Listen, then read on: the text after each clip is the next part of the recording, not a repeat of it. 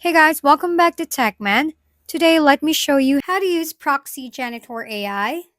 To delete a video from PixFirst AI, head over to app.pixfirst.ai/home and log into your account.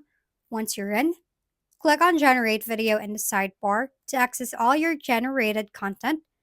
Browse through your videos and click on the one you'd like to remove. Beneath the video, you'll see a row of icons. Look for the trash bin icon, which is second to the last, right before the dislike button. Click on it, confirm the prompt by selecting OK, and the video will be deleted. For good measure, refresh the page. If it says no video found, it means the deletion was successful.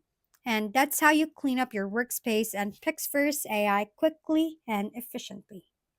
If we've been helpful, kindly give us a thumbs up and don't forget to hit the subscribe and bell button for more contents. For any questions and suggestions, comment down below.